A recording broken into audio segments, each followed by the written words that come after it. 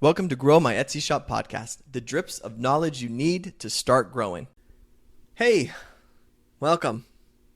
All right, let's do this, baby. So this week on the podcast, I actually have a couple subjects. I don't know which way this podcast is going to go. There's a couple things that I wanted to talk about. I don't know if I'm going to do all 3, 2, 1, 0. Would that be crazy? All right, till next week. Just kidding. All right, the good thing about this podcast is that it's very clear that I'm disorganized and not polished. And so when I am disorganized and not polished, it's no surprise to you. You're like, well, that's on brand. So perfect. So one of the things that I think is worth talking about, and this comes from a reflection period of Jared. I'm reaching the end of my second mastermind. So it opens in April, which, side note, in the next coming months here, you're going to start seeing some sheets that you can sign up for the mastermind. And again, I only open it once a year, and it's a handful of people. And I'm looking for people who have some insights on how they've done with their Etsy shop. So I'm looking for people who are good Etsy shop owners who've got some stuff, and I bring you guys all together and we counsel together. And there's so much cool resources with this. You get a lot of good stuff. And yeah, and my offer, in case everyone is wondering what that is, it's that you'll have the best year you've ever had on Etsy. So if you're looking at your next year and saying, I want to have the best year I've ever had on Etsy, and I'm ready, I'm looking at the future, it's a little bit of fog. I have skill sets, but I don't know how to grow where I am now, or it'd be really nice and I can't tell you how valuable it is when someone says, I'm trying to get Amazon, but I'm really nervous about it. I don't really know much about it. And someone unmutes and says, I'm on Amazon. What do you need to know? They go, I just don't know about this and this. They say, just do this. This is the easiest way to do it. Because this is exactly going to go right into what my podcast is about today, which is the uninformed, optimistic person. And that stage of growing a business is so helpful. I know that a lot of I see this as a pain point, that a lot of people think that the problems that they have are specific to them. Well, only I can solve this problem, or I'm the only person in the world who has this problem. Neither of those are true. And you'll be surprised that there will be someone who's selling pottery who can help someone who's selling letterpress hand cards. And yet they do. Why? Because business and Etsy and online marketing, growth, e-com, behavior of purchases, like it all bleeds. And if you understand, just someone the other day was talking and saying, I have a big fear of Amazon. I know I would do well on Amazon. I'm scared I'm going to do too well on Amazon. I'm scared I'm not going to be able to keep up with the demand that's going to take place if I drop this product on Amazon, because yeah. And someone says, hey, I'm on Amazon. Let me teach you how to do it. Because you don't want to drown yourself. In fact, you'll hurt yourself if you try this, but do it this way. And she structured it out for them so that they're like, oh my gosh, that makes way more sense. It's way less intimidating. And now I have a clear call to action on what I can do. And that right there is valuable, because so many of us get stuck because we don't know what to do next, or we think we're spread too thin, and we work on all of that. In fact, before I jump into my subject today, did I just say subject? My subject today. Before I jump into my subject today, there's this fun stage. I've done the mastermind now 2 years, and it's called Rome offer. You guys know what that is? All roads lead to Rome. My Rome offer it's the best thing that I offer, and it's my mastermind. Because I curate it, I find people who I know are going to be beneficial to the group, who would be beneficial to the program, who are going to need that one-on-one touch, and I bring them all together, and we do this thing together, and it's awesome. But there's a little bit of a core value that Jared has, and I love to see when people hit this, because I work with Etsy stores from brand new to mastermind, and so I see people in different stages. And there's a luxury that comes with being a little bit more well off with your Etsy store. And it's that you have a bit more freedom to experiment with things and to find what I call the plot of land that you want to settle. When you're brand new to Etsy, You have what we'll be talking about today, which is uninformed optimism. You look at what life was going to be like and think it's kind of an easy journey because you see other people doing it. And we've all done this. We look and we say, oh my gosh, look at that person over there making all that money just doing this. I could do that. Yeah, or you have the formula in your head. You think, oh, it's A plus B equals C. So all I need to do is A plus B and I'll get C. So I can do this. I'm going to do that. And that uninformed optimism is really fun. It's a really fun stage of business, of life, because you're looking at something thinking, I can do the puzzle. And when I get the puzzle, there's going to be a really great reward for me. So if you're confident that you can finish the puzzle and there's a great reward, how fun is that? That sounds super fun. Here's the reality. The puzzle, well, let me put it this way. You've heard me say this before. Every business idea, direction you're going to go in your business, falls under 3 categories. It is going to cost more than you think it's going to cost. It is going to take longer than you think it's going to take, and it's going to be harder than you think it's going to be. Where have I learned this? From experience. So this is experienced Jared talking to you and saying, look, I'm an online marketer. I'm a growth marketer. I work with businesses all the time for years and years and years. I rub shoulders with a lot of guys and a lot of online marketers and a lot of growth marketers. We all have the same narrative and we all are very familiar with this stage, and it's our job to see through this stage because someone's going to come to us and say, look, we want to grow. Here's my uninformed optimism of how we're going to do it. And we have to say, here's some informed pessimist advice on what's up. So usually when, like pickleball, if someone says, here's my business idea, and they hit it to me, I volley right back to them. These 3 questions. What if it takes longer than you think it's going to take? Are you prepared for that? What does that look like? How can you stretch that? Can operations last that long? Yada, yada, yada, yada. Are you still going to be motivated if in a year you're not where you need to be? That's a great question. I volley back. What if it costs more? And if I'll tell you this right now, if you ask that question to someone and they say, oh, it won't. Or, oh yeah, we'll probably get some funding, or run. They need to know that answer. It is going to cost it. I have never in my life worked with a business that didn't invest more than they thought they were going to invest. It is part of the play. So yes, if they're gray in the investment, like, oh, we don't really know how much it's going to cost, like, run. If they say, well, we don't really have a plan B, if it costs, run. Because it's going to cost more, it's going to take longer, and it's going to be harder. Okay, so let's get back to our plot of land doctrine here. So where you can be once you've kind of gone through some steps of growing your Etsy shop. Well, let's talk about those steps. You have the uninformed optimism, which is, hey, someone else over here is doing this, or I think that A plus B equals C, and so I can just do these things and I can make money, and I'm just going to, whatever. And sometimes it's just like, oh, I'm in my own business, I can see this and this, and I'm going to do this now, and this is going to be great, and whatever. That's uninformed optimism, and it is needed. You have to have optimism to enter something, because if you enter something with a pessimistic attitude, then you're just proving yourself to be wrong. Do you know what I mean? It's like, if I throw this ball, I'm not going to be able to, hit the 3. I'm thinking of that carnival game where the milk jugs are stacked or whatever. I'm not going to be able to knock it over. Well, then you're just setting yourself up to be right when you don't knock it over. When is that what are you trying to be right? Or are you trying to make money? You know what I mean?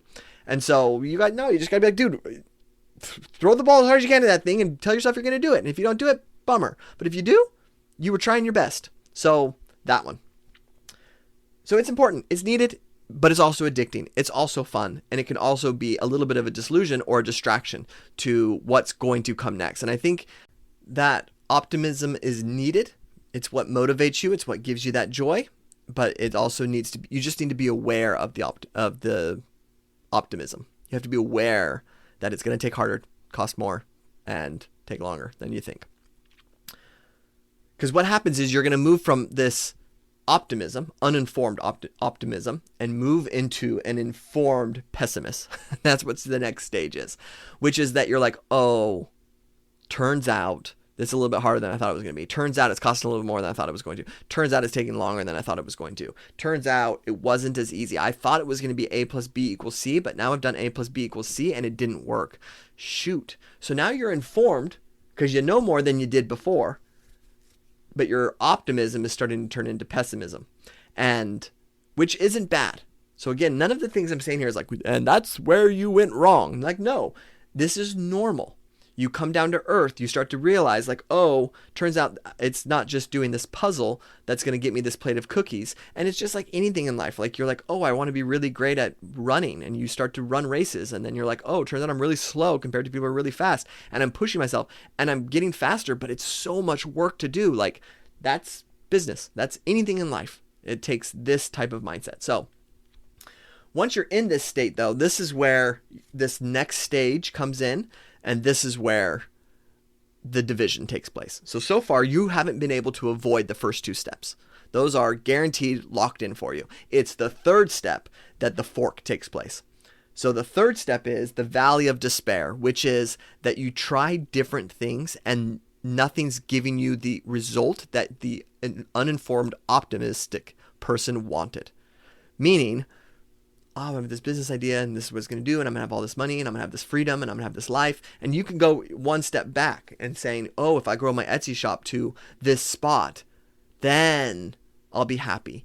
Then I'll have what I want. Then I'll actually like my business. That's an uninformed, optimistic way of looking at it. Because then what happens is you start going through those stages and then you get into the valley of despair, which is, gosh, A plus B doesn't equal C, but A plus B also doesn't equal D. I've tried E. E gave me some results, but it didn't give me the results I was looking for. So I tried F, and F tangled me up with G. I tried G. G started to work for a bit, but then it fizzled out. So then we brought in J, but then J got competition, and so that ate it. So we brought in K and L, but then the copyright for K and L took us back one step. So then we brought in P, and P actually did really, really well. And so we started to run with P. But then as P started to grow, it didn't scale as well as we thought Q would. So we brought Q in to help with P. And it was a bit rocky at first, but it feels like we're leveling out. There you go. That's growing a business. And so when you're in the valley of despair, this is the fork that takes place, is that you can either stick with it and work through the valley of despair until you've learned the things that you need to learn, and then you become an informed optimistic again. Like you've learned and you're like, okay, I can do hard things. I can do this. I've seen myself be successful. I've watched these things and I know so much more than I know before that I feel comfortable growing my business. Or you say, gosh, this is way too much. I don't want to do this. It turns out I don't like this. I thought it was going to be an easy puzzle with some cookies at the end of it. Turns out it's a really hard puzzle and I've only had a couple crumbs of cookies. So what am I going to do? I want to reset the cycle. So I'm going to look over the fence again and see someone else running a business and say, oh, I want to do that. I think I can do that. I think that's just A plus B equals C. And then you'd run that again. And so I've seen both sides of this, and both sides are entrepreneurs. Both sides are doing what they're supposed to be doing, bringing in optimism, bringing in information, bringing in some pessimism into it. But like, this is where that fork takes place, is that some people run back to as soon as they hit the valley of despair. Now, don't hear me saying, if you're in the valley of despair, you just need to push through it and success is at the end of it. That's not always the case. But what you do when you're in the valley of despair is that you have to become an informed optimist again. And that informed optimist can either continue with the business that you're doing, or it goes back into the cycle as an informed optimist instead of an uninformed optimist. That's where you get hit. And the more you go through that cycle, the more you become an informed optimist or an informed pessimist that can then enter into the cycle with a little bit more of reality going forward and what it takes to do a business. And that is what you need. This same thing I'm talking about, I see people in my mastermind go through it. I see them become, a lot of them, as an uninformed pessimist, or they already are informed optimists, but then they start to move into the final stage, which is finding their plot of land. That's what I call it. Meaning that they find the stage of their business that they were happiest in. Because, spoiler alert, this is going to be heartbreaking for some of you, but what's just over the fence isn't always happiness. It has baggage with it. If you're going to scale a business, If you're a potter and you have a studio in your back and you make things, you're going to enjoy that creative process. You're going to have fun with that. And that's why you started your business. And then as it grows, you're going to be like, I'm so happy that people are loving what I'm doing. But you're going to find a restraint on yourself.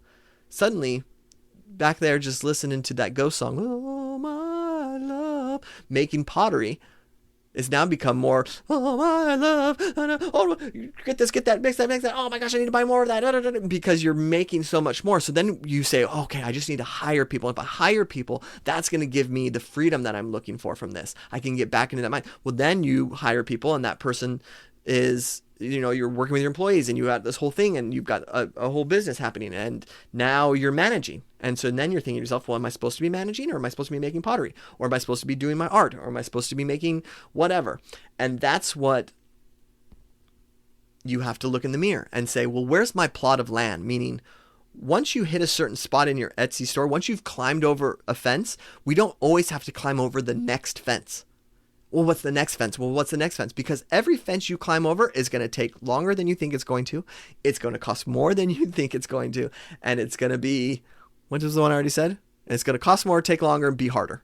It's going to do those three things for you. And so once you become more informed, you recognize that. You recognize that it isn't just like a horse jumping over fences at that race. Yeah, they do that. It is, you're resetting this cycle every time you want to grow from where you currently are. And so if you're willing and saying, yes, I have to get to this next spot, but you can't have the mindset of, because it's going to make me happy, because that's where it gets easy. If all I need to do is get there and then my life will get easy, the answer to that is no. So here's the advice that I give. And this is, I bring this up because I can see my mastermind students doing this right now. They're starting to self-reflect as we're coming to the end of this, of like, I don't want to jump over the next fence. In fact, there's some things I kind of want to cut back on that I'm currently doing. I kind of want to have my plot of land here. And so when I just did this last mastermind, and for me, it's a core value for me. Does Jared take as much clients as he can? No. Is Jared have a team of employees that are doing all this stuff? And no, because I find joy in the work that I do. I know exactly where I like to be. I know the type of financial goals that I have, and I do those things. And for me, the value and quality of life is the most important aspect of what I'm doing. I don't look at, and maybe this is problematic, maybe when I'm 65, I'm going to shoot myself, that's aggressive, I'm going to kick myself in the butt and say, Jared, why didn't you coulda, shoulda while you were younger? Maybe. But today, I think I'm happy with my life. I'm grateful for what I've created and what I have, and I have a plot of land where I want it to be in my business. And now all I do is make sure that I don't lose that plot of land. That's my job. And I find joy in it. And so this is my podcast episode for you, is to say, I know that there's some of you listening to this and thinking, I don't have the luxury of saying, this is my plot of land. I want my plot of land on the other side of the fence. I need to get to the other side of the fence. Well, great. Keep listening to this podcast. It's going to help you. And there's some of you who are in your current plot of land and you're debating. I know what it takes to get over the next fence. Do I want to get over the next fence? Here's my advice for you. If you have a desire to get over the next fence, do it. 100%. Desire is going to be your number one motivating gas in the tank. It takes desire for something to grow. So if you have the desire, go for it. It's only if you don't have the desire. If you're looking over the fence and you're like, I don't have a desire to move to that side of the fence, then look around for a second and look at the plot of land you're on. Maybe you found the right spot for you. Settle in. That's where you can go. But if you're looking at the other side of the fence and the reason you don't want to go over the other side of the fence is because of fear, it's because you've never done something before. Hold on, I'm going to pull up a quote really quick. This quote actually came up in our mastermind yesterday, and it's from James Clear, the author of Atomic Habits. And it is, learning more will increase knowledge, but only attempting more will reduce fear. The more you try, the less you will fear it. This falls in line with how I usually say this quote, or how I teach this principle, is I say, if you want to have less fear, then you need more experience. It's usually how I say that. And the only way you're going to gain experience is by doing it. So again, if you're looking over the fence and it's cloudy, or it's scary and you don't know, but you know you want what's on the other side of that fence, you know that's where your plot of land is, then you have to experience it. That's what's going to give it to you. So how do you break this cycle that we're talking about? And like I said, I see so many Etsy shops, optimistic, pessimistic, valley of despair, reset, reset, reset, reset. I see that so much. And it's working through that valley of despair and coming at that informed optimistic that changes people's lives. They become aware of how to grow businesses and what it takes to go. And then they get the great awakening, which is, I'm actually happiest here. And they put their flag into that area. This is where I'm happy. And so some people say, look, I want to keep going. I find happiness. I want to keep jumping that fence. Great. I'll support you. Some people say, look, I've jumped 3 fences and I really like it here. And I say, great, let's support you. Let's keep you there. Let's figure out how to lock that in. And this is what life's about. It's about finding your plot of land and being where you need to be. You got to experience it to overcome the fear of it. Dude, I feel like this is such a great episode I'll have a forum in there. You want to join the mastermind? You want to join up? Like I said, it opens up in April. Put your name on this list. Let's chat. Okay, guys, till next week.